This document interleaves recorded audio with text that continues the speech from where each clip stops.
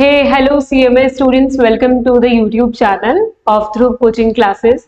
आज की क्लास बहुत ज़्यादा इम्पॉर्टेंट होने वाली है उन सभी स्टूडेंट्स के लिए जो कि स्टैंडर्ड कॉस्टिंग या वेरिएंस एनालिसिस के क्वेश्चन करने से घबराते हैं।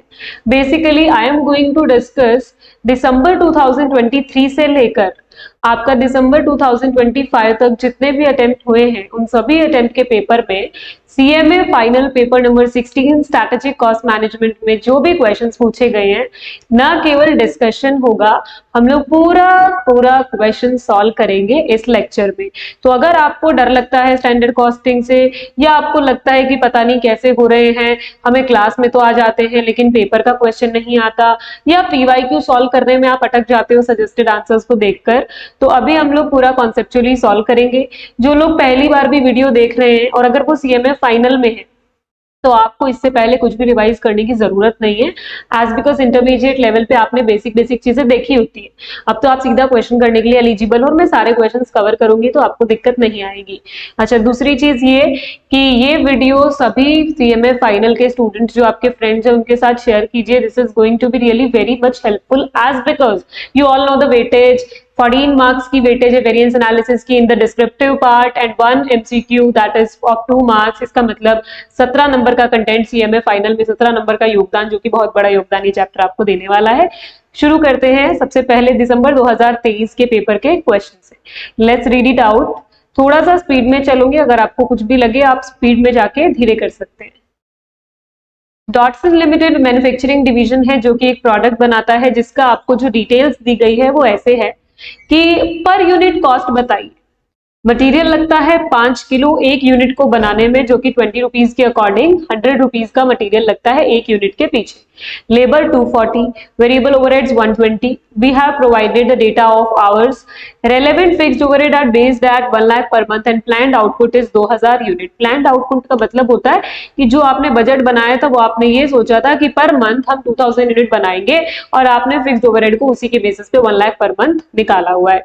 The selling price is 550 per unit during a recent month. ऊपर वाली सारी बातें वो है जो ये बताता है कि भाई ऐसा ऐसा ऐसा ऐसा हमने सोचा था, लेकिन रीसेंट मंथ जो भी पास आउट हुआ है उसमें कितनी यूनिट्स बनाई गई, उसमें 1800 यूनिट बनाई गई। देखो ये चैप्टर है वेरिएंस एनालिसिस। वेरिएंस का मतलब है आप डिफरेंस निकालें। डिफरेंस का मतलब होगा कि ये जो 1800 यूनिट बनाई गई, इसको बनाने में हमने कितना मटेरियल लगाया, हमने लेबर से कितने घंटे काम करवाया, क्या सच में हमें उतने घंटे काम कराना था या उतना ही मटेरियल लगाना था, और अगर नहीं तो इसका मतलब वेरिएंस आया है। अब वेरिएंस कैसे पता चलेगा आया है, हम निकालेंगे, और आया है तो फेवरेबल आया है या एडवर्स आया है, हम ये भी कैलकुलेशन करेंगे। तो ठीक है, अपने पास में एक्चुअल डेटा गिवन है। क्या है एक्चुअल डेटा के अंदर? अपने को बताया है कि डायरेक्ट मटेरियल इतना लगा, डायरेक्ट लेबर इतना, वेरिएबल ओवरहेड्स इतने। ये एक्चुअल में किसी एक मंथ की बात कर रहा है और उस मंथ में actual profit you have been provided with that is 40,000। ठीक है, पहले तो आप ये सोचो, मैंने आपको जिस समय ये चैप्टर करवाया था या फिर ओरिजिनल वीडियो में आपने जब भी कभी इस चैप्टर को मुझसे ही पढ़ा होगा या किसी से भी पढ़ा होगा, सब लोग यही बताते हैं कि कोई भी बिजनेसमैन अपने रिजल्ट्स में वेरिएशन देखता है। ठीक है, आप खुद सोचिए कि ये 1800 यूनिट सेल करके वो कितना प्रॉफिट एक्सपेक्ट करता था, एक तो आपको ये चाहिए, और कितना प्रॉफिट आ गया, उस प्रॉफिट में आया वेरिएंस, जिसके पीछे होंगे कुछ कारण। क्या कारण हो सकते हैं प्रॉफिट में वेरिएंस आने के? हो सकता है सेल ऊपर नीचे हो गई हो सकता है कॉस्ट ऊपर नीचे हो गई हो। तो इसीलिए इसने बोला कि आपको वेरिएंसेस को एनालाइज करना है, मीन सारे वेरिएंस निकालने हैं और फिर रिकंसाइल करके देना है कि why the actual profit is not exactly the same with the figures of standard profit. फर्क क्यों है और क्या उसके कारण है। उसके कारण होंगे अलग अलग तरीके के जो वेरिएंसेस आए होंगे कॉस्ट या सेल के अंदर। ठीक है, तो हम पहला काम करेंगे क्या, हम पहला काम करेंगे, हम सारे वेरिएंसेस को निकालते हैं। चलिए, तो मटेरियल की टेबल आप लोगों ने टेबुलर फॉर्मेट से ही सीखा होगा। अगर आपने कोई और फॉर्मेट रेफर किया है तो आप अपने अकॉर्डिंग इस क्वेश्चन को पढ़ के वेरिएंस निकाल सकते हैं। मैं कुछ इस तरीके से वेरिएंस निकाला करती हूँ कि स्टैंडर्ड और एक्चुअल का डिफरेंस इज द वेरिएंस। बहुत ज्यादा कॉन्सेप्चुअली मैं इस क्लास में नहीं जाऊंगी, वो हम रेगुलर लेक्चर में कवर करते हैं। अभी आप देखें कि एक्चुअल में जो मटेरियल लगा है उसकी कॉस्ट है 1,72,000 और वो लगा है 8,500 kg। So let fill the actual quantity. 1 lakh कितना लिखा है 72,000, 1,72,000। ठीक है, एक्चुअल प्राइस डिवाइड करके आपको मिल जाएगा 20.23 समथिंग आएगा। फिर बात करते हैं स्टैंडर्ड की।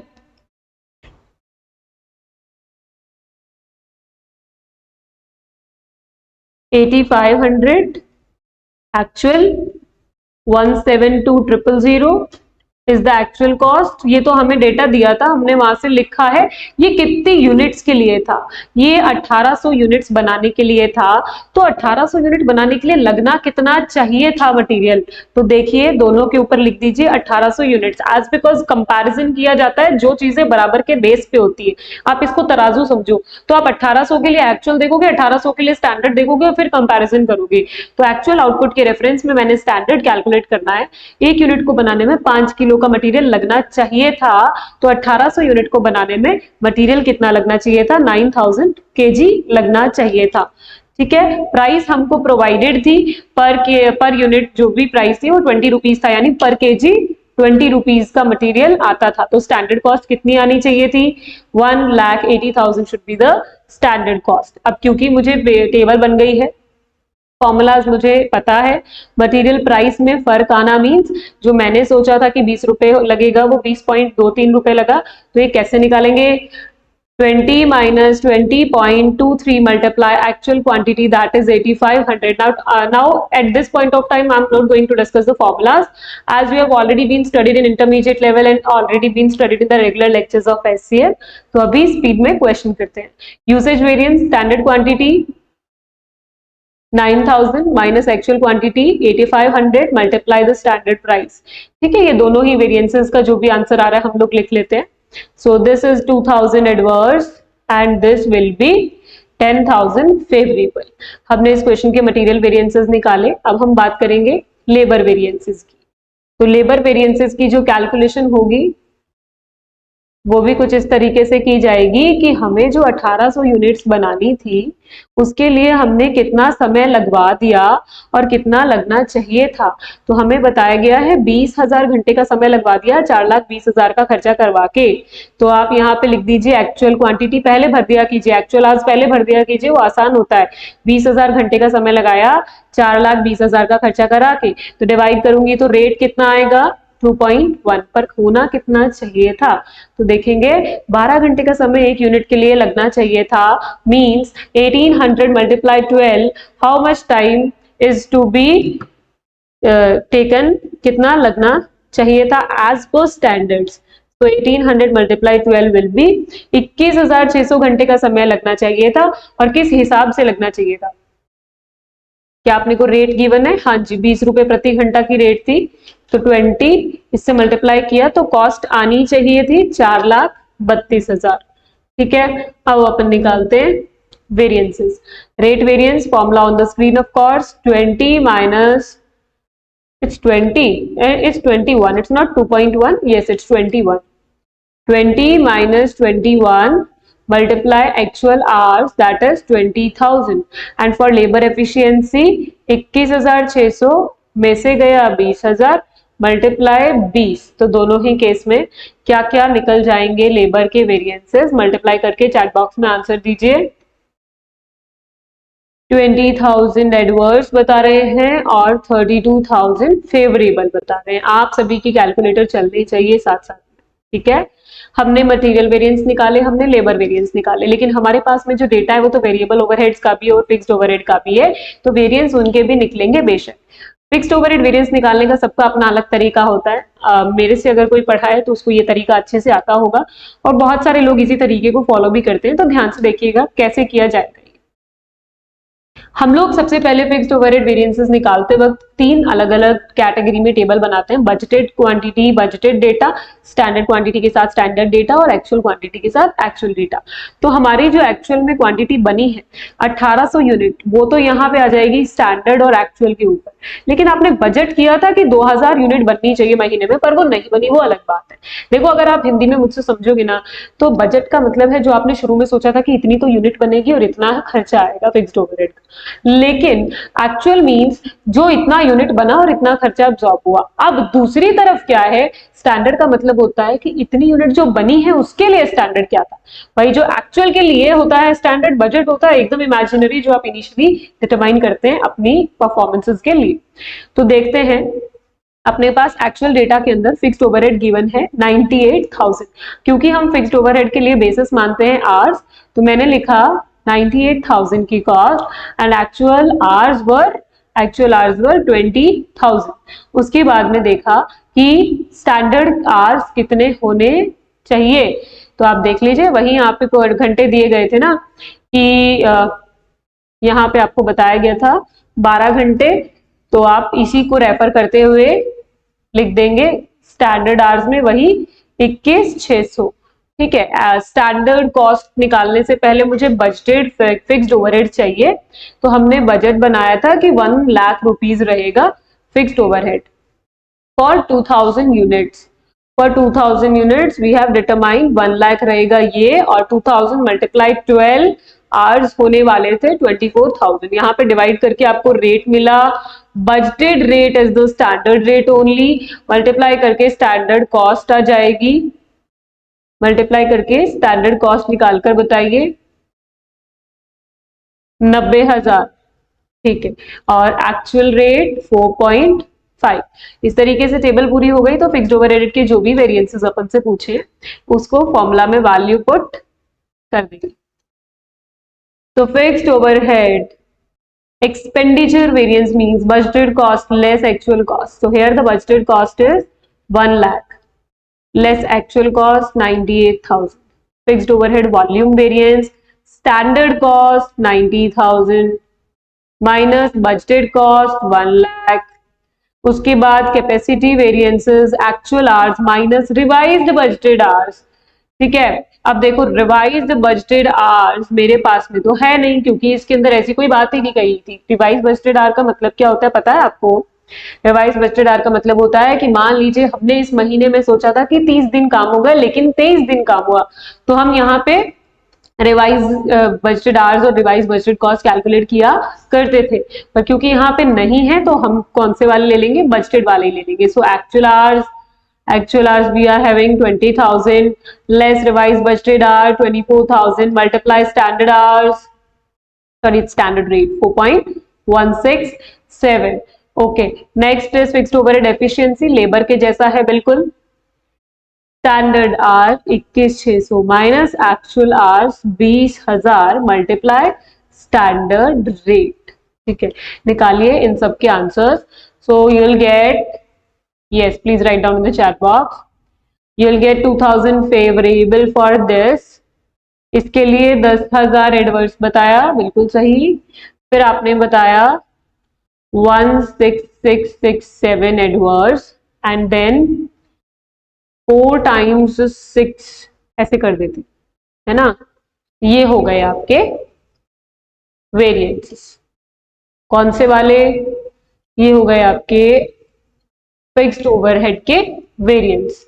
अब अपने को निकालने हैं वेरिएबल ओवरहेड के वेरिएंस। वेरिएबल ओवरहेड यानी कि आपको क्या दे रखा है? एक्चुअल में आपको दे रखा है हाउ मच? 2,20,000 लिख दो। 2,20,000 एक्चुअल आवर्स आपको पता ही है ना। आपने लिखा 2,20,000। एक्चुअल आवर्स आपने निकाल रखे थे 20,000, तो यानी रेट हो गया 11। उसके बाद में स्टैंडर्ड आवर्स आपने निकाल रखे थे 21,600। अच्छा, वेरिएबल कॉस्ट या ओवरहेड्स आने कितने चाहिए थे? घंटों में 10 से मल्टीप्लाई करना पर आवर 10 रुपीज, यानी कि 21,600 मल्टीप्लाई 10 कितना होना चाहिए था? 216,000. Then after making या putting the amounts in the table, let's calculate variable overhead, expenditure variance and efficiency variance. Expenditure variance बनेगा आपका standard rate minus actual rate multiply actual hours and standard hours multiply actual hours, sorry standard hours minus actual hours multiply standard rate। तो देखना इसका क्या क्या आ रहा है? 20,000 adverse and 16,000 favorable. Okay, we got the answers for variable overhead efficiency variances and all. अभी अपने को सेल्स वेरिएंस निकालने हैं, तो अपने पास में कुछ डेटा था ना, अपने पास में कुछ चीजें बताई गई थी। इसने कहा था कि इसने सोचा है कि सेल होनी है 2000 यूनिट की हर महीने और 550 रुपए के हिसाब से होनी है। तो बजटेड या स्टैंडर्ड क्वांटिटी हो गई 2000 और 550 रुपए के हिसाब से। तो सेल कितनी होने वाली थी, मल्टीप्लाई कीजिए। 2000 मल्टीप्लाई 550, 11 लाख की सेल होने वाली थी, लेकिन हुई कितनी, 1800 की सेल हुई। कितने रुपए में हुई, हमको बताया होगा एक्चुअल सेल्स, हमें बता रखी एक्चुअल सेल की वैल्यू थी 9,50,000। तो 9,50,000, 9,50,000 divided by 1800, it is 527.78. Okay, let's calculate sales price variances. Actual price 527.78 minus 550 multiply actual quantity 1800 और volume variance actual quantity 1800 minus 2000 multiply 550, 1800 minus 2000 multiply 550, 1,10,000। बिल्कुल चेक करें, 1800 minus 2000 multiply 550 adverse, and that वाला 527.78 minus 550 multiply 1800, ये आ रहा है 989472। इसको आप complete ले लीजिएगा और प्राइस वेरिएंस निकाल दीजिएगा, ठीक है। अभी अपने साथ क्या है कि इस क्वेश्चन ने हमको बोला है reconcile the actual profit with standard profit. तो let me remind you the reconciliation statement. reconciliation statement में तीन तरह के प्रॉफिट को एक दूसरे से reconcile किया जाता है। सबसे पहले हम देखते हैं कि हमने बजट क्या बनाया था शुरू में, बिना यूनिट्स वगैरह को ध्यान में रखते हुए कि एक्चुअल में कितनी बनी है, हमने इनिशियली क्या सोचा था profit, that's known as budgeted profit. Budgeted profit में दो एडजस्टमेंट की जाती है, कौन कौन सी आपकी दो एडजस्टमेंट होती है, एक तो सेल्स वॉल्यूम वेरिएंस की, और एक होती है आपकी एडजस्टमेंट किस चीज की, एक आपकी एडजस्टमेंट होती है सेल्स वॉल्यूम वेरिएंस की, और दूसरी होती है difference in the cost, standard cost and budgeted cost. उसके बाद आप आ जाते हो बजटेड से स्टैंडर्ड प्रॉफिट में, फिर आप करते हैं ऐड करते हैं ऑल फेवरेबल वेरिएंसेस, लेस करते हैं all adverse variances, and you get the figure for actual profit. तो यहाँ पे आपको क्या करना है, जितने भी वेरिएंस निकाले उनमें से जो फेवरेबल है वो ऐड कर देंगे, जो एडवर्स है वो लेस कर देंगे। ऊपर का स्टेप हमारे पास में है ही नहीं, तो हमें करना भी नहीं। चलिए करते हैं, चलिए अपन करते हैं calculation of standard profit. Sales 550 less variable cost. Variable cost है आपकी तीन तरह की, जिसको टोटल कर लीजिए एक साथ ही। अपने पास में है 100 rupees as material plus 240 as labour plus 120 as variable overhead. So 460 की अपने पास में थी वेरिएबल कॉस्ट। 460 हटाया, मेरे पास में आया 90 per unit. 90 per unit, number of units actual में है 1800, क्योंकि स्टैंडर्ड डेटा निकलता है with reference to actual output. तो 1800 यूनिट पे 90 रुपीज का कंट्रीब्यूशन, यानी टोटल कंट्रीब्यूशन है आपका 1,62,000। लेस करेंगे फिक्स्ड कॉस्ट, कौन सी वाली, स्टैंडर्ड वाली। कहां से लानी है, फिक्स्ड ओवरहेड की टेबल से लानी है। 90,000 हटाया, आपको मिला स्टैंडर्ड प्रॉफिट दैट इज 72,000। यहां आपने लिख दिया 72,000। And where is the actual profit to be reconciled. तो अगर आप क्वेश्चन को गो थ्रू करोगे तो यहां बताया था एक्चुअल प्रॉफिट इज 40,000। तो क्या कीजिए, लिख दीजिए एक्चुअल प्रॉफिट है 40,000। अब अपने को कुछ नहीं करना, अपना काम हो गया। अपने को सारे वेरिएंसेस को ऐड और लेस करना है। तो अब आप लोगों ने निकाले होंगे, तो आप भी मेरे साथ साथ में लिखते जाइए कि क्या क्या आंसर आए थे। मुझे चैट बॉक्स में जवाब दीजिए। Usage variances 10,000 favourable, labour efficiency variance 32,000 favourable, fixed overhead 2,000 favourable, 16,000 is variable overhead variances favourable. उसके बाद में मटेरियल प्राइस वेरिएंस था एडवर्स, तो ये कितना हुआ, ये आपने लेस किया 2,000। Labour rate variance 20,000 adverse, fixed overhead volume variance ये हो गया एडवर्स।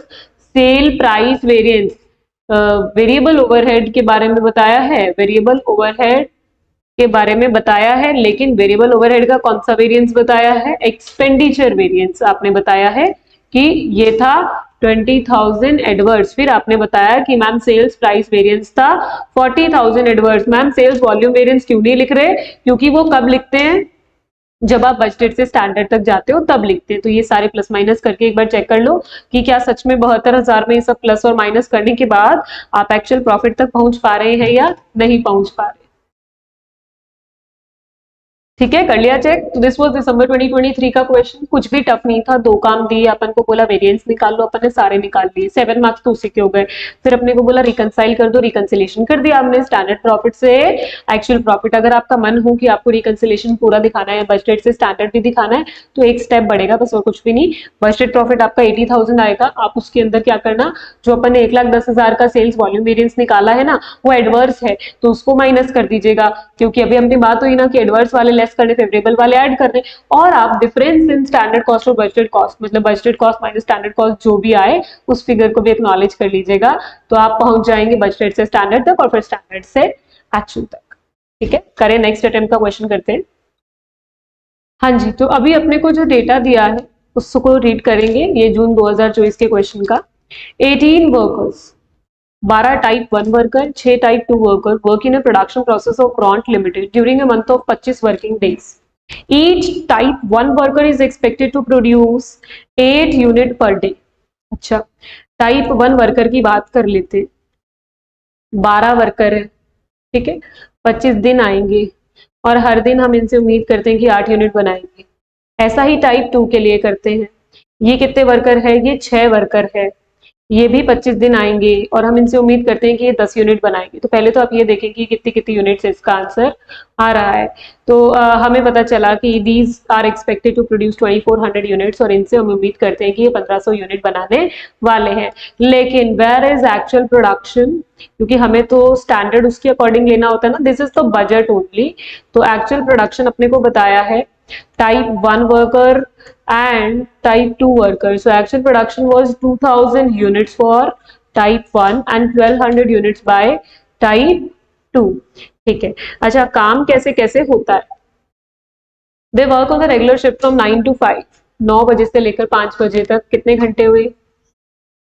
8 आवर्स के लिए वो लोग काम करते हैं। ठीक है, उनको एक दिया जाता है टी ब्रेक, 10:30 to 10:45, 15 मिनट्स का ब्रेक, 3 से 3:15 अनदर 15 मिनट्स का ब्रेक, 1 से 1:30 लंच ब्रेक, इन टोटल 1 घंटे का ब्रेक तो ये दिया गया। उसके बाद आपको बताया गया standard wage rate per hour, इसको टेबल में डाल दीजिए सीधा उठा के एसआर के नीचे, एक्चुअल 90-100 सीधा टेबल में डाल दीजिए। पूरे महीने में 16 घंटे और नुकसान हुआ, वो भी एज पर एक्सपेक्टेशन था। तो देखिए, जो चीजें एज पर एक्सपेक्टेशन होगी दैट इज नॉर्मल, मतलब आपको पता है, जो चीज आपको पता है उसमें वेरिएंस कैसे आ सकता है। इसका मतलब अगर आपको ये लग भी रहा था ना कि ये लोग फ्री बैठे थे, ये आइडल टाइम वेरिएंस आ सकता है, तो नहीं आएगा, as because idle time variance arises where abnormal idle time होता है, वहां पे आता है। Normal idle time is not considered, तो हमें आइडल टाइम वेरिएंस तो नहीं निकालना है। ठीक है, अभी आप देखो क्या कहानी हुई अपनी। एक्चुअल में अपन ने बनाई 2000 यूनिट और 1200 यूनिट। आप बताइए इसके लिए स्टैंडर्ड आवर्स लगने कितने चाहिए थे? क्योंकि एक्चुअल में हम लोग जो बना रहे हैं 2000 यूनिट, उसके लिए असल में कितना समय लगना चाहिए था? आसान है, कैसे निकाल सकते हैं? देखो, आप पहले ये बताओ, टाइप 1 वर्कर ने, हमने जो सोचा था, हमारी सोच यानी बजट के अनुसार हमने सोचा था कि ये 2400 यूनिट बनाएंगे। ये हमने कितने घंटे में सोची थी? तो हमने सोचा था कि हम टाइप 1 वर्कर यानी कि 12 वर्कर को बुलाएंगे। ठीक है, मल्टीप्लाई, ध्यान से सुनिएगा, 12 वर्कर को बुलाएंगे, 25 दिन बुलाएंगे और हर एक दिन 8 घंटे के लिए बुलाएंगे, 9 से 5। तो ये हमने सोचा था कि 2400 आवर्स में बनेगी 2400 यूनिट्स। ऐसे ही टाइप 2 वर्कर के लिए आपने क्या सोचा कि जो 1500 यूनिट बनेगी कितने घंटे में बनेगी?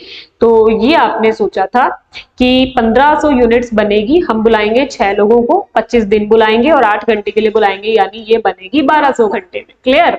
अब आपको बताना है कि 2000 यूनिट फिर कितने में बननी चाहिए थी? अगर 2400 बनती है 2400 आवर्स में, तो 2000 यूनिट्स के लिए कितने घंटे का समय लगना चाहिए था? ऑब्वियसली 2000 आवर्स का समय लगना चाहिए था। वैसे ही आपने दूसरी रेफरेंस लेनी है कि अगर 1500 यूनिट बनती है 1200 घंटे में, तो 1200 यूनिट कितने घंटों में बननी चाहिए? 1200 डिवाइडेड बाय 1500 मल्टीप्लाई 1200, तो इट्स इज 960 आवर्स का समय लगना चाहिए था। Let's put down the standard hours in the table. 2000 और 960 बहुत इंपॉर्टेंट है ये, 2000 और 960, ठीक है। स्टैंडर्ड कॉस्ट आप अभी निकालेंगे। एक्चुअल आवर्स की बात करूं तो एक्चुअल में घंटे कितने लगे, तो एक्चुअल में मैंने टाइप 1 वर्कर को इतने समय के लिए बुलाया और टाइप 2 वर्कर को इतने समय के लिए बुलाया। तो हम यहाँ पे लिख देंगे actual hours that are 2400 and 1200। हमने यही तो बुलाया ना इन लोगों को, कैसे कैसे बुलाया आपने 25 दिन के लिए 12 वर्कर्स को 8 घंटे के हिसाब से बुलाया है, और दूसरी ओर आपने 25 दिन के लिए 6 वर्कर को कितने घंटे के लिए, 8 घंटे के लिए बुलाया, ऐसा करके, ठीक है। स्टैंडर्ड कॉस्ट और एक्चुअल कॉस्ट मल्टीप्लाई करके देख लीजिए।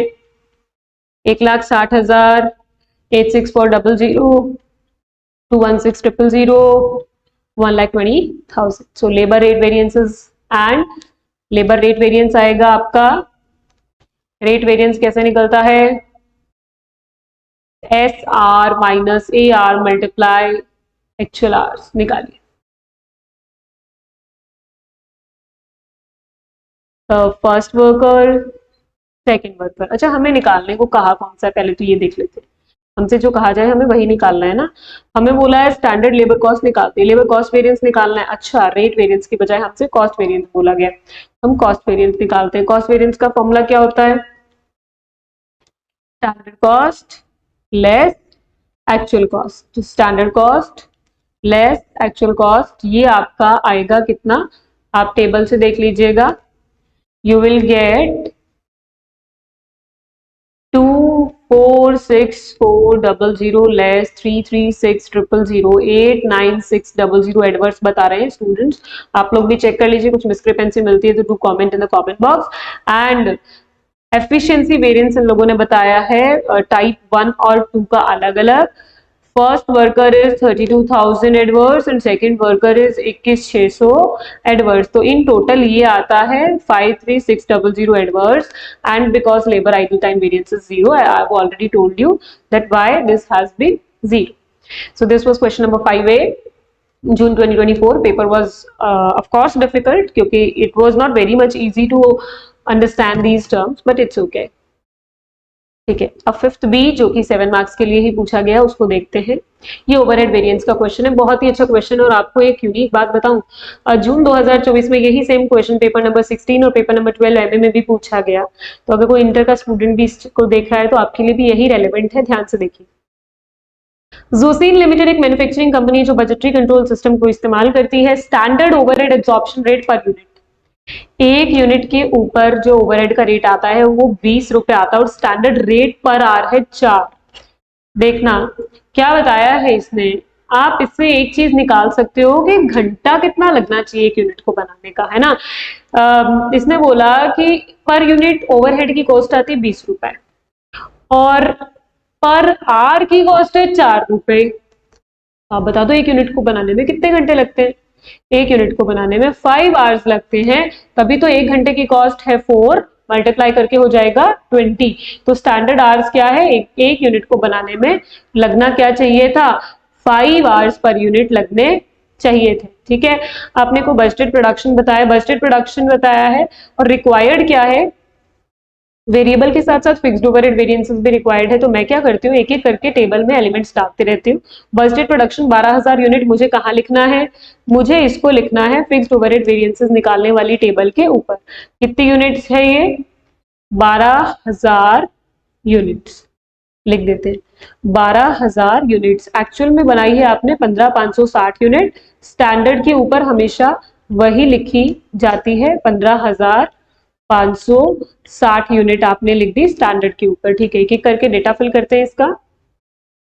एक्चुअल वर्किंग आवर्स 74,000 लिख देते हैं, एक्चुअल आवर्स 74,000। उसके बाद बताया एक्चुअल ओवरहेड जो है वो 295,000 है, जिसमें से 625,000 फिक्स्ड है। तो actual cost of fixed overhead is 62,500। Actual rate मिल गया 0.8445। उसके बाद में क्या बताया है, overheads are based on the following flexible budget. Flexible budget आपको बचपन में सिखाया जाता है कि जब कभी ऐसा दिया जाए तो चेंज इन फिक्स्ड कॉस्ट या चेंज इन कॉस्ट है, not the fixed cost, change in cost divided by change in output, आपको मिल जाएगी पर यूनिट वेरिएबल कॉस्ट, है ना। पर यूनिट वेरिएबल कॉस्ट निकालिए। 2,10,000 में से 1,80,000 गया और यूनिट्स में चेंज आया, 10,000 में से 8,000 गया, तो आपको मिला कि वेरिएबल कॉस्ट है ₹15 पर यूनिट। इनमें से किसी की भी हेल्प से आप फिक्स्ड कॉस्ट निकाल सकते हैं, you will get the fixed cost as 60,000 rupees. तो आपका जो बजट बनाया था उस समय आपने क्या माना था कि कितनी कॉस्ट आएगी फिक्स्ड ओवरहेड की? 60,000 रुपए, ठीक है। 12,000 यूनिट के लिए 60,000 रुपए। और घंटों की बात करूं तो आपको वहीं पे घंटे दे रखे थे, बिल्कुल आपने खुद निकाले हैं 5 घंटे, एक यूनिट को बनाने में 5 घंटे, तो 12,000 यूनिट को बनाने में कितने लगने थे? 60,000 घंटे। तो 15,560 को बनाने में कितने लगने थे? जस्ट मल्टीप्लाई विद 5, तो मल्टीप्लाई कर लीजिए और देख लीजिए कितना आ रहा है, 77800, 77800। This is the table for fixed overhead variances. Now as per formulas, let's calculate fixed overhead efficiency variance. Standard are 77800 minus 74,000, multiply the standard rate 1, 3800 favorable, and capacity variance is 74,000 RBH।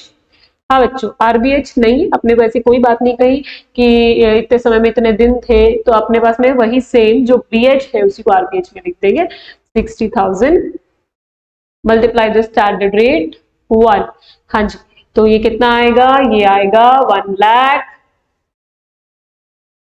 O sorry it's not 1 lakh, it's about 14,000 adverse only.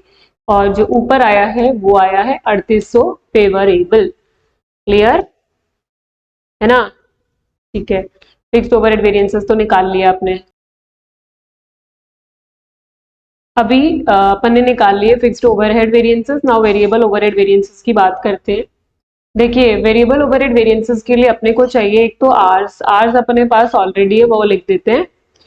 Standard are 77,800 and actual are 74,000। Now it's about actual cost, तो अपने को standard cost और actual cost निकालनी है। देखो 15 रुपए per unit के हिसाब से तो आपने निकाली थी स्टैंडर्ड कॉस्ट, तो 15,560 मल्टीप्लाई 15 रुपए, ये आपको मिल जाएगा 233,400। एंड एक्चुअल में फिक्स्ड कॉस्ट कितनी लगी वो आपको मिल जाएगी माइनस करके 2,50,000 में से फिक्स्ड वाली 62,500 हटा देंगे, तो एक्चुअल में लगा 232,500। सॉरी, वेरिएबल कॉस्ट एक्चुअल में लगी इतनी। और रेट आ जाएगा आपके पास में इस हिसाब से, this is 3 and this is 3.1418। Expenditure variance 3 minus 3.1418 multiply actual are 74,000, this will come rupees 1,1, this will come rupees, निकालिए और आंसर बताइए, 10500 एडवर्स। ठीक है, efficiency standard hours 77,800 minus actual hours 74,000 multiply the standard rate 3 and it is 11400 favorable. Okay, thank you.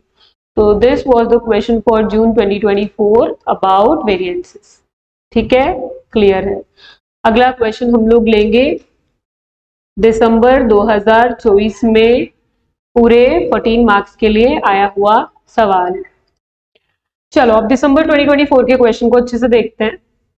It's about Gintech Limited, a manufacturing company using a budgetary control and standard costing system. देखो इतना बड़ा question होना तो सबसे पहले नीचे देख लिया करो एग्जैक्टली निकालना क्या है।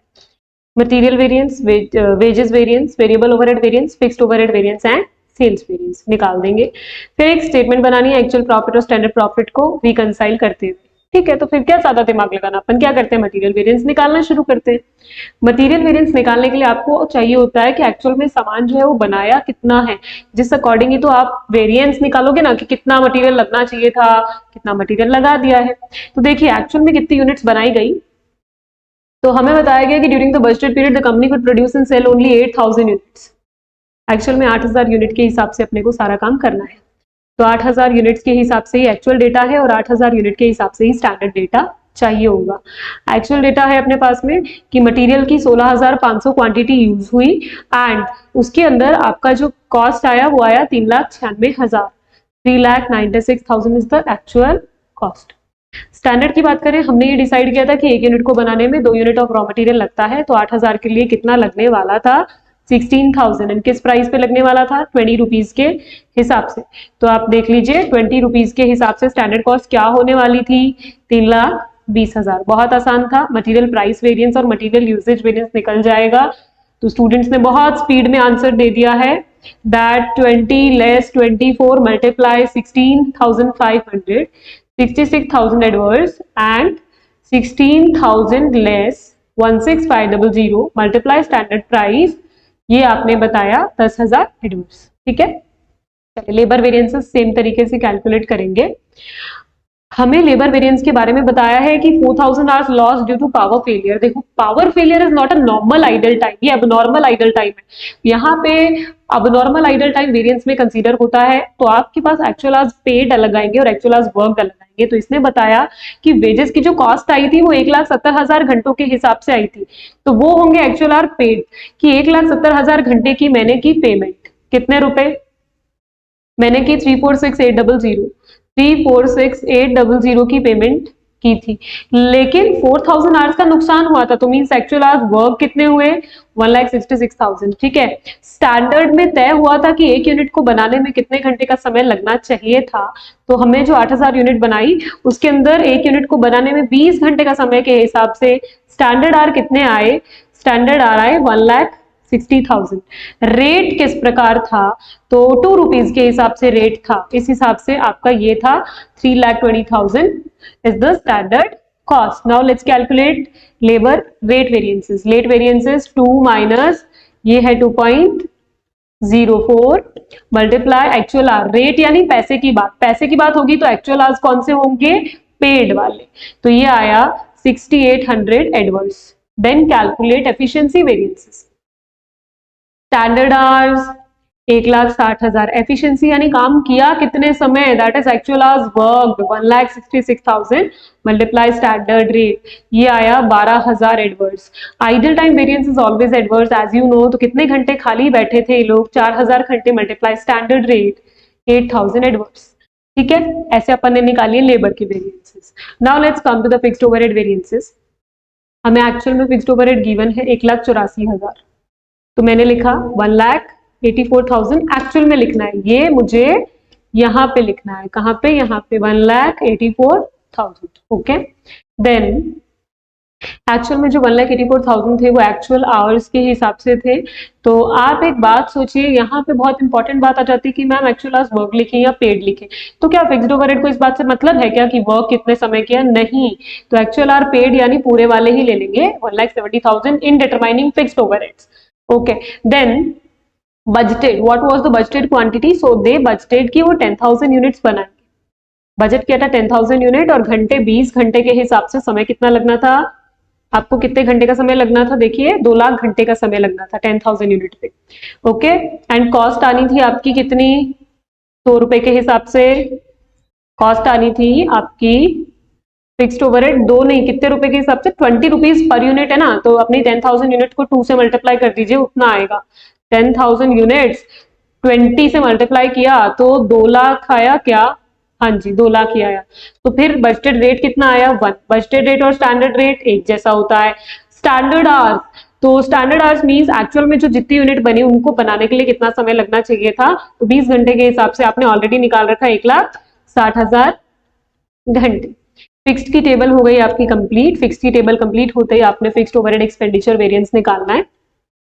That will be 2 lakh minus 1.84 lakh, ये आएगा 16,000 favourable.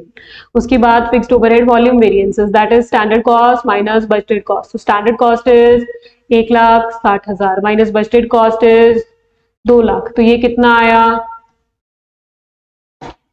This is fixed overhead volume variance. Fixed overhead volume variance निकालो, 40,000 adverse. Fixed overhead capacity variance निकालें। फिक्स्ड ओवरहेड कैपेसिटी वेरिएंस क्या हमें निकालना है? AH minus RBH। Revise budgeted R है ही नहीं, तो वैसे कोई खास इसमें निकालने का तुक नहीं बैठ रहा है, तो मैंने एक्सपेंडिचर और एफिशिएंसी इन वॉल्यूम वेरिएंस निकाल लिया है। एफिशिएंसी निकाल लेते हैं। It will be SH 1,60,000 minus AH 1,70,000 multiply SR1, it will be 10,000। ठीक है, इसी तरीके से आप अगर RBH लेंगे भी तो आएगा 1,70,000 लेस 2 लाख मल्टीप्लाई 1। ठीक, इस तरीके से आपने निकाल लिए fixed overhead variances. Now let's talk about variable overhead expenditure variances and efficiency variance. Variable overhead की टेबल बनेगी, देखो स्टैंडर्ड आर सेम रहेगा, एक्चुअल आर सेम रहेगा, कौन सा लेना है गौर कर लीजिए। वेरिएबल ओवरहेड तभी लगते हैं जब फैक्ट्री में काम होता है, जब वर्कर काम करेगा उसी समय वेरिएबल ओवरहेड लगेगा। तो 1,70 से नहीं होगा सवाल, 1,66 से सवाल होगा, 166,000। Okay, then what's the cost of variable overheads, let's see the question. 60,000 actual में लगे थे और लगने वाले थे 8 रुपए पर यूनिट के हिसाब से। तो हमारी 8,000 यूनिट के हिसाब से 8 रुपए पर यूनिट के हिसाब से देख लीजिए, आपका 64,000 का खर्चा आना था, 8,000 multiply 8 and 0.4 will be the rate. And असल में खर्चा आया 60,000, तो एक्चुअल में रेट बैठा 0.31। 3614 बता रहे हो, बिल्कुल कर देते हैं 3614। अब देखिए एक्सपेंडिचर वेरिएंस का formula, 0.4 minus 0.3614 multiply actual hours 166,000। ऐसे ही standard hours 1,60,000, actual hours 1,66,000 multiply standard rate 0.4। ठीक है, ये आया 6400 फेवरेबल। एंड एक्सपेंडिचर के बाद एफिशिएंसी बताइए, 2400 adverse. Okay, now it's time to calculate sales variances. तो देखो सेल्स वेरिएंसेस आप आराम से कैलकुलेट कर लेंगे। आपका जो आंसर की इस अटेम्प्ट की आई थी उसके अंदर सेल्स वेरिएंसेस को मार्जिन बेसिस पे कैलकुलेट किया गया था, आप कैसे भी कर सकते हैं। मैं देख लेती हूँ कि एक बार अपने पास जो डेटा है वो किस अनुसार है। मुझे बताया गया कि मैंने 8,000 यूनिट सेल किए 11,20,000 में। ठीक है, और पहले मेरा सेलिंग प्राइस तय था, तो मैं आसानी से कर सकती हूँ, मैं किसी से भी कर सकती हूँ, चाहे मैं मार्जिन बेसिस पे करूँ चाहे मैं बिना मार्जिन बेसिस पे यानी नॉर्मली कर लूँ। तो मैंने कितनी यूनिट सोची थी कि सेल हो जाएगी, 10,000। 10,000 यूनिट हमने सोचा था, कितने रुपए में सोचा था आपने सोचा था 140 रुपए में, और असल में सेल कितनी हुई, असल में सेल हुई 8,000 यूनिट, जो कि कितने रुपए में सेल हुई, 11,20,000 में। तो आपने ये लिख दिया और इस केस में आप ये भी निकाल लेंगे। अच्छा, एक्चुअल प्राइस कितना है, एक्चुअल प्राइस निकालना, एक बार कैलकुलेट कीजिए, 11,20,000 को डिवाइड कीजिए, किससे करेंगे, 8,000 से डिवाइड करेंगे ना, तो आपके पास पता है क्या आएगा, आपके पास आएगा 140। जैसे ही आप ये देखोगे ना तो आपको पता लग जाएगा that price variance will be 0। Now हमको रिकंसाइल करना है, रिकंसिलेशन में हम बजटेड से स्टैंडर्ड पे जाते हैं, स्टैंडर्ड से एक्चुअल पे जाते हैं। जब हम बजटेड से स्टैंडर्ड पे जाते हैं, सेल्स वॉल्यूम वेरिएंस का ट्रीटमेंट तो वही हो जाता है, और मैं क्यों निकालूं, क्योंकि मुझे तो ये वाला करना ही नहीं है, मुझे स्टैंडर्ड से एक्चुअल में जाना है, जिसमें सिर्फ इसका रेफरेंस देना है। और क्योंकि ये 0 है तो मुझे ये भी नहीं चाहिए, क्योंकि क्वेश्चन ने कहा था निकालो, तो आप निकाल लीजिएगा, कैलकुलेशन कर लीजिएगा। अब मैं करती हूँ इसका रिकंसिलिएशन। रिकंसिलिएशन करने के लिए मुझे चाहिए standard profit. Standard profit means 8,000 unit पे मैंने कितना प्रॉफिट सोचा था, मैंने हर यूनिट पे प्रॉफिट सोच रखा था कितना, 32 रुपए। तो 8,000 यूनिट पे कितना सोचा होगा, कैलकुलेट कीजिए। तो ये आ रहा है 2,56,000। तो 2,56,000 पे आपको शुरू करना है क्वेश्चन को, और इसे एक्चुअल प्रॉफिट तक लेकर जाना है। एक्चुअल प्रॉफिट था कितना, तो अपने पास में एक्चुअल प्रॉफिट है 133,200 तक अपने को जाना है, 133,200 तक जाना है। चलिए सारे वेरिएंसेस का ट्रीटमेंट कर देते हैं। हमें जो फेवरेबल मिले ऐड करेंगे, एडवर्स मिले लेस करेंगे। फिक्स्ड ओवरहेड एक्सपेंडिचर वेरिएंस बच्चे बोल रहे हैं 16,000 से था फेवरेबल, और ये है 6400 से। उसके बाद एडवर्स के अंदर सबसे पहले आता है material price variance 66,000, material usage variance 10,000, labour rate variance 6,800, उसके बाद 12,000, उसके बाद 8,000 इज द आइडल टाइम, जो कि ऑलवेज एडवर्स ही होता है। ठीक है, फिर देखेंगे 40,000, एक second 12,000, then 8,000, 66,000 is the material price variance, this usage variance 10,000 बता रहे हो, रेट वेरिएंस तुमने 6,800 बताया, और एफिशिएंसी वेरिएंस तुमने 12,000 बताया है ना, ऐसा ही। ठीक है, फिर क्या बताया तुमने, आप लोग बोल रहे हो कि लेबर आइडल टाइम में लिख दीजिए 8000 लिख दिया। फिर आप लोग बोल रहे हो फिक्स्ड ओवरहेड वॉल्यूम वेरिएंस में लिख दीजिए 40000 लिख दिया। उसके बाद आपने बोला 2400 वो भी लिख दिया। चलो अब अच्छे बच्चों की तरह क्या करो, टैली करो, सच में टैली करो कि आ रहा है या नहीं आ रहा। तब तक मैं इसे सिमेट्री में लेकर आती हूँ। Price was 66,000, 10,000, 6,800, 12,000, 8,000, 40,000 and 2400। क्या सच में आपने जो निकाला उसके बाद 133200 आ रहा है क्या? चेक करो।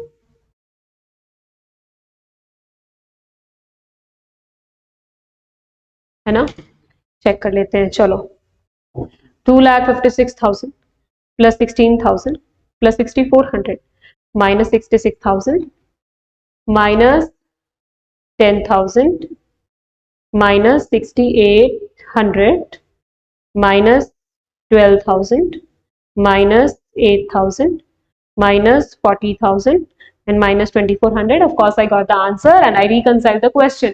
जैसे जैसे करोगे ना वैसे वैसे आपकी स्पीड ज्यादा होगी और समय आपको लगेगा कम क्वेश्चन को करने में। Clear? Okay, let's now discuss June 2025 question, जो कि बिल्कुल आसान आया। जो कि सबसे पहले देखें तो क्या चीज के लिए था, इसने बोला स्टैंडर्ड कॉस्ट निकाल कर दो, निकाल देंगे। फिर बोला वेरिएंस निकालो, निकाल देंगे। फिर बोला रिकंसिलिएशन की स्टेटमेंट बनाओ, वो भी बना देंगे।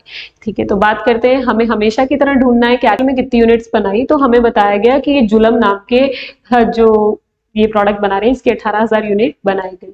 तो मटेरियल वेरिएंसेस निकालूं चाहे लेबर निकालूं, मैं कितनी यूनिट के लिए कैलकुलेशन करूंगी?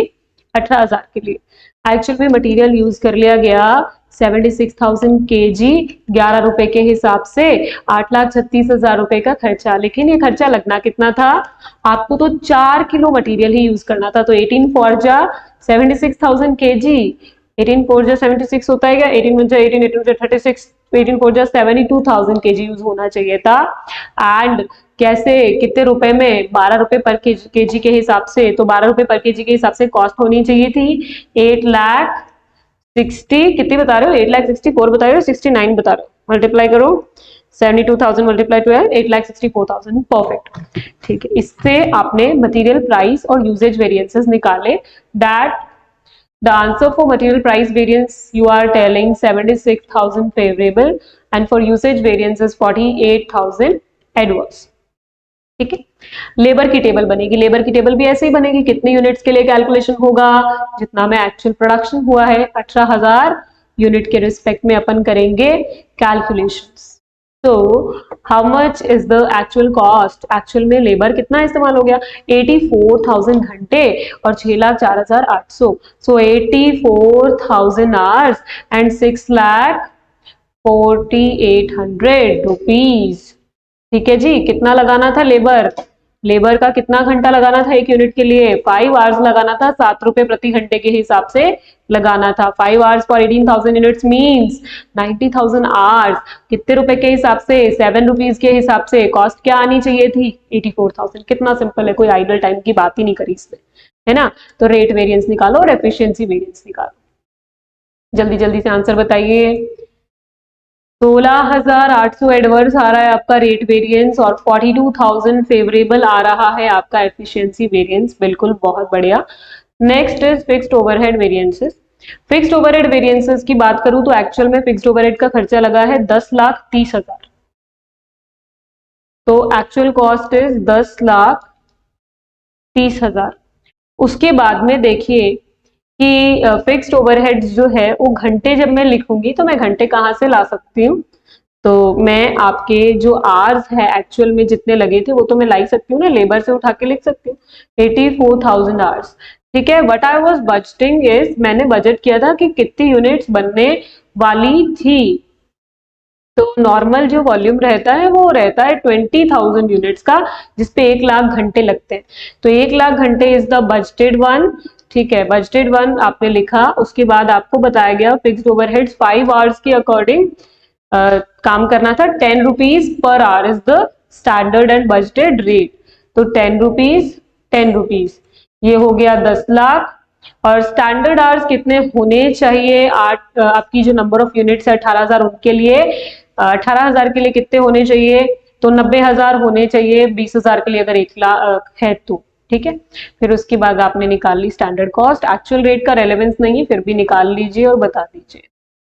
तो इससे आपने निकाले fixed overhead expenditure variances and volume variance.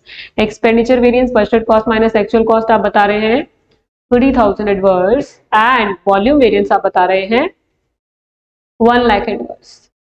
ठीक है, क्यों बाकी के नहीं निकाल रही? क्योंकि कुछ रिवीजन है ही नहीं। जब आरबीएच नहीं है तो फिर कैलेंडर वेरिएंस नहीं निकलेगा, कैलेंडर वेरिएंस नहीं निकलेगा, कैपेसिटी वेरिएंस नहीं निकलेगा, तो फिर उस चीज की जरूरत क्या है? ठीक है, वेरिएबल ओवरहेड घंटे बिल्कुल वही लेबर से उठाकर लिख देती हूँ।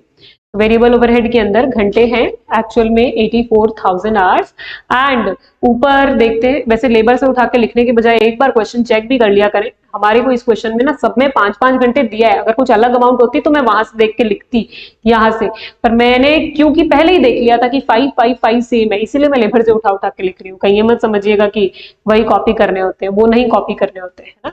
90,000 ₹2 के हिसाब से 1,80,000, एंड एक्चुअल में कितना लगा? वेरिएबल ओवरहेड्स 1,72,000, तो 1,72,000, एक्चुअल रेट बीइंग 2.0476।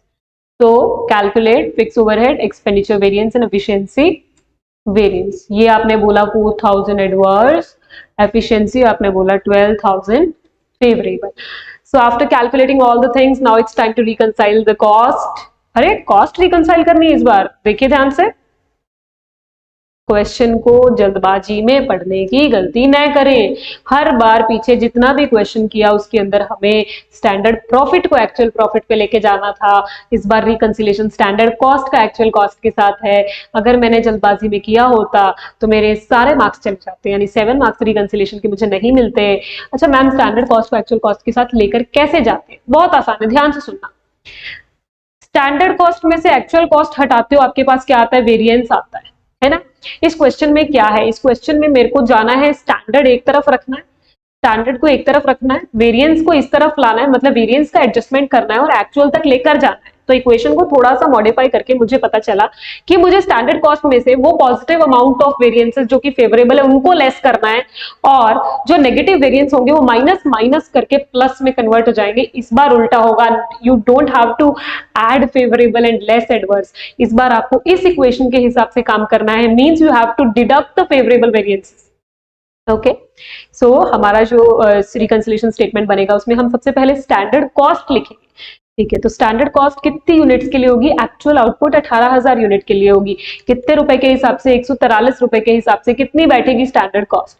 तो कर लीजिए आप multiply, 18,000 multiply 143, it will be 2574,000। Now less all the favourable variances. तो सबसे पहले मटेरियल प्राइस वेरिएंस आया था favourable 76,000, 42,000 labour efficiency variance, variable overhead efficiency variance 12,000।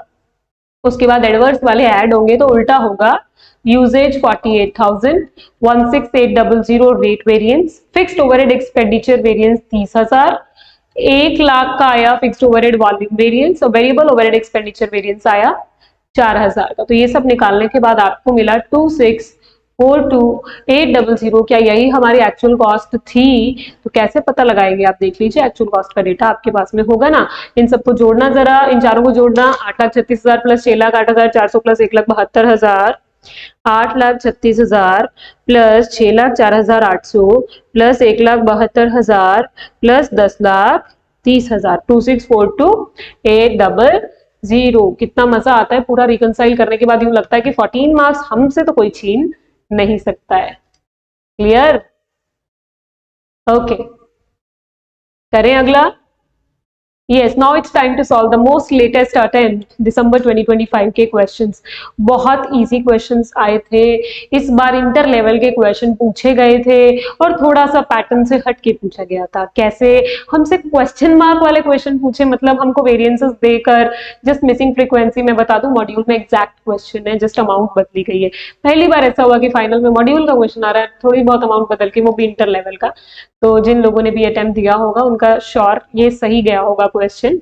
ठीक है, हमें इसके अंदर करना क्या है, हमें इसके अंदर दे रखा है यूसेज वेरिएंस, ठीक है, और मिक्स वेरिएंस। इन दोनों की हेल्प से ना अपन को क्या करना है, अपन को इसको पूरा करना है।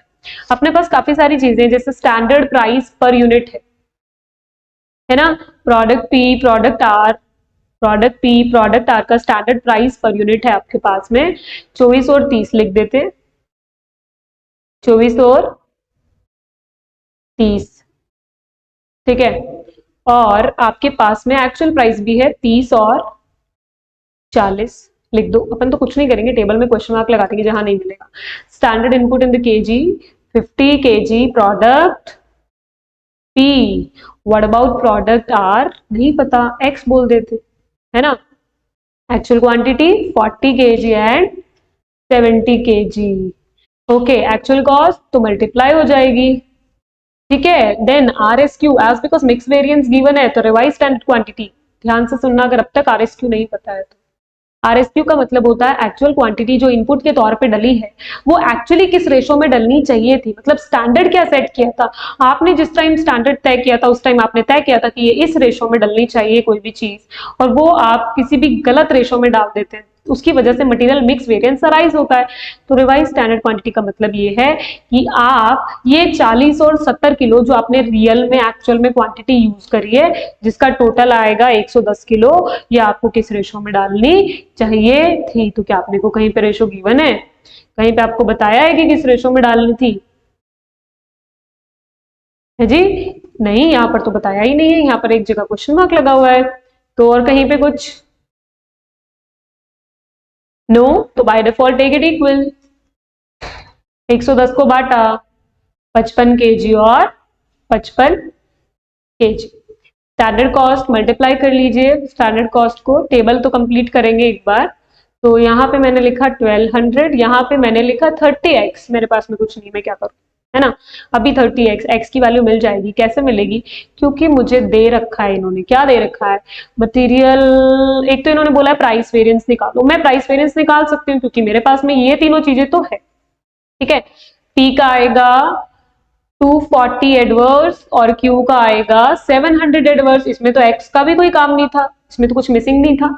देन मटेरियल यूजेज वेरिएंस में of course there is a thing that is missing, तो मैं एक इक्वेशन बना लेती हूँ, ठीक है। P का तो मैंने निकाल लिया 240 फेवरेबल, लेकिन Q यानी सॉरी R में मेरे पास में एक चीज ना मिसिंग है, तो SQ minus AQ 70 multiply 30, so the equation is, क्या बनेगी अपनी R की इक्वेशन, ये बनेगी 30x माइनस 2100, ठीक है। ये हो गया आपका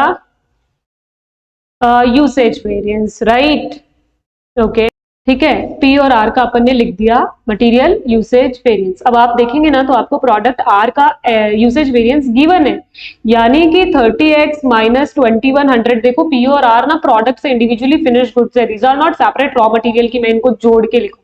R का अकेले का यूसेज वेरिएंस है -600, तो 30x is equals to 2100 minus 600, you will get x is equals to 50। Table में आपने जैसे ही x 50 किया उसके बाद अपने को material mix variance for both the products together was 90 adverse. Mix variance का फॉर्मूला क्या होता है, R S Q minus A Q, so revise standard quantity minus actual quantity, revised standard quantity minus actual quantity multiply S P. अगर आपको लगता है कि आपको आर एस क्यू नहीं पता है तो आप एक्स करके इसको निकाल सकते हैं, अदरवाइज मेरे को क्या गिवन है, मेरे को material mix variance for both the products together given है 98 वर्ड्स, तो मैं टुगेदर निकाल देती हूँ।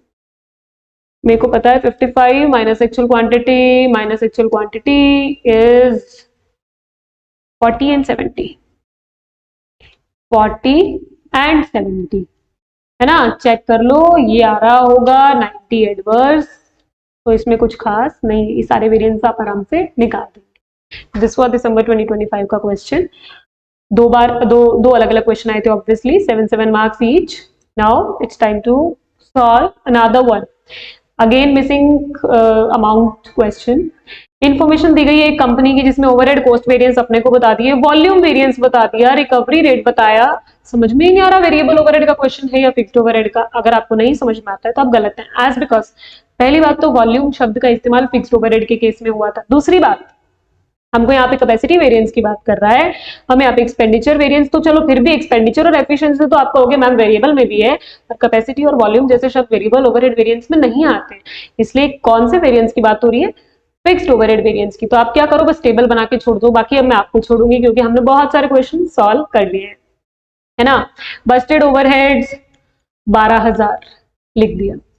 उसके बाद में बताया है actual overhead recovery rate 8 rupees, budgeted hours for the period 2400, तो what is the budgeted rate, multiply करो 2400 मल्टीप्लाई किससे करूं, 5 से, यहाँ 5 लिखा तो यहाँ भी 5 लिखा जाएगा, ठीक है। और कोई डेटा नहीं, डेटा तो नहीं है, पर ओवरहेड कॉस्ट वेरिएंस है जिसका फॉर्मूला होता है standard cost minus actual cost. Do we have standard cost, do we have actual cost, तो वॉल्यूम वेरिएंस का हेल्प ले लेते।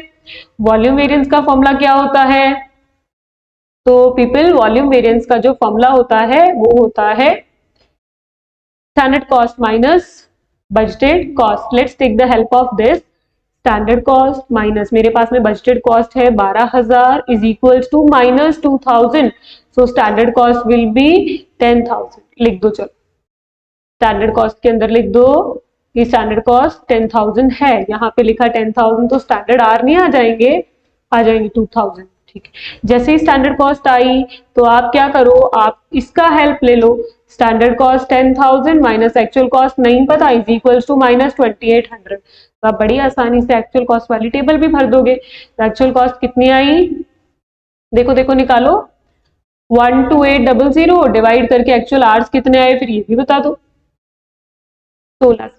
टेबल कंप्लीट होते ही फिर चाहे कोई भी वेरिएंस पूछता रहे, हमें कोई फर्क नहीं पड़ेगा।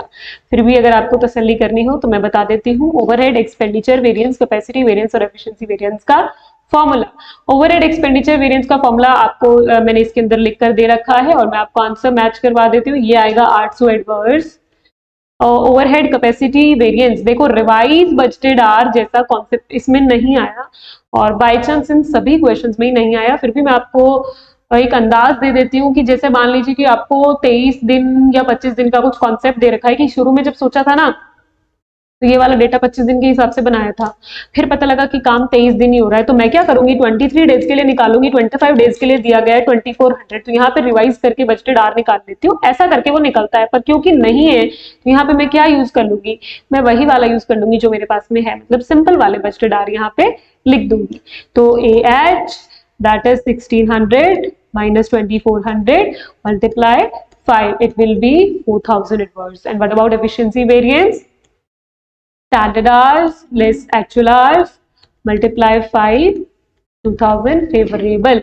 बहुत ही बड़ा महान काम करवा लिया है आपने मुझसे, और आपने खुद भी मेरे साथ साथ इस वीडियो में पूरे वेरिएंस एनालिसिस में पिछले 6 अटेम्प्ट में, यानी दिसंबर 23, जून 24, दिसंबर 25, जून 25 और दिसंबर 23, अच्छा 5 अटेम्प्ट है ना, दिसंबर 23, जून 24, दिसंबर 24, जून 25, दिसंबर 25, हमने पूरे 5 अटेम्प्ट में जो भी क्वेश्चन आए वो सब देखे, और literally the question from variance analysis will be manageable, so do have trust on yourself and all the very best. For any kind of doubt please do mention in the comment box, you will get the reply for sure. Thank you so much.